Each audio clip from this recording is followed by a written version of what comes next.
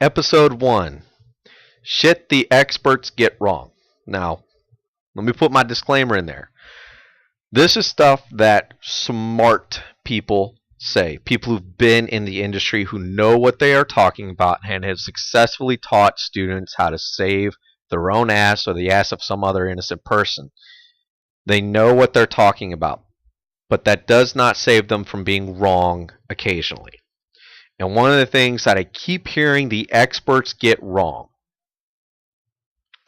learn to shoot the biggest caliber you can control. Obviously, we're talking about handguns, because to suggest that in a rifle is more than asinine than suggesting that in a handgun, because all handguns, no matter what caliber is about that big.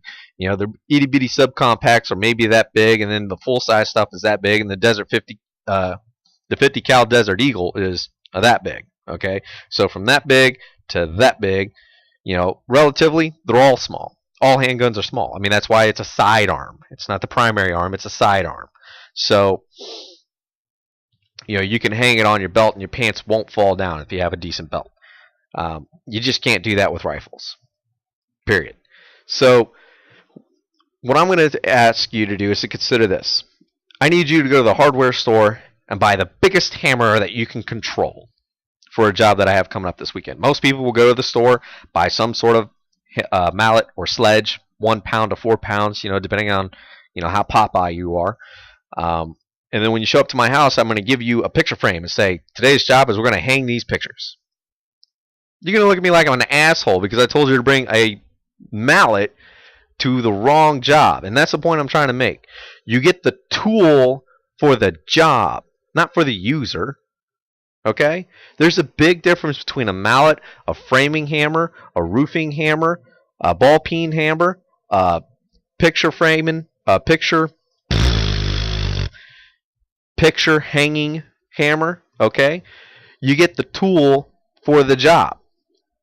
Right? Makes sense? Okay. Do 9 mils effectively stop people? Yes. Do 45s? Yes. Do 40s? Yes.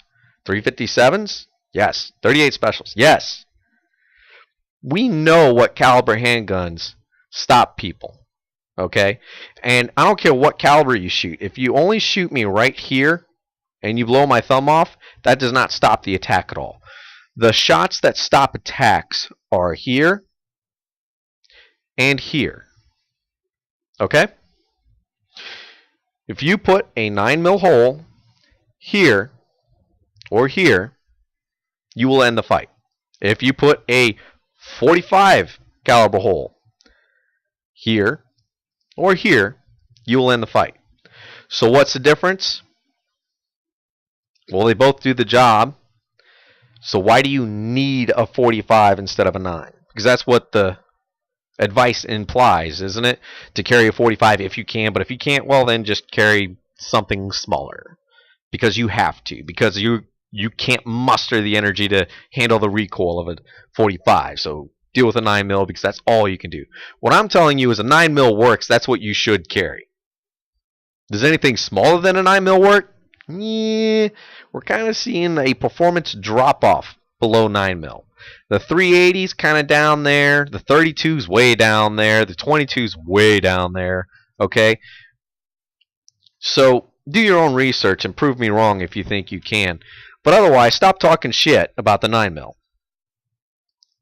Because that's all you're doing, is you're just talking shit about a 9 mil because you want to impress people with the size of your penis with the 45, as opposed to what I like to do with a 9 mil. The thing is, all things being equal, yes, you want to make a bigger hole if you can. But all things are not equal. You can get more bullets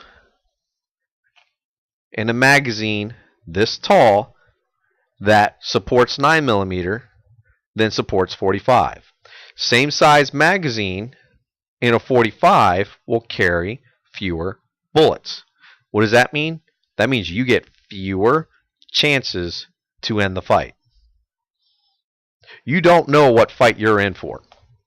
This whole, it'll be 3 hits at 3 yards and take less than 3 seconds, yeah, that may be the average, but that's not your fight.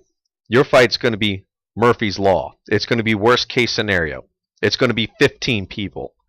And if you want to carry a magazine that only has 10 rounds, that can only do the job as effectively as a magazine that carries 17 rounds, but because the word caliber is different, you be my guess.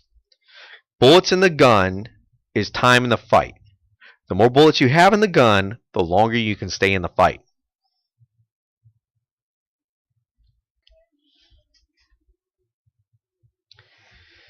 So thank you for watching. Again, my name is Joe Cargile, and at this point, your homework is to talk shit about this video. I appreciate you watching. If you like the video, go ahead and click like. If this seems somewhat interesting to you, believe me, there's more of this coming. So go ahead and subscribe. You won't be disappointed. I'll catch you on the flip side. I dare you to say something about this that is not true. That's not what I mean.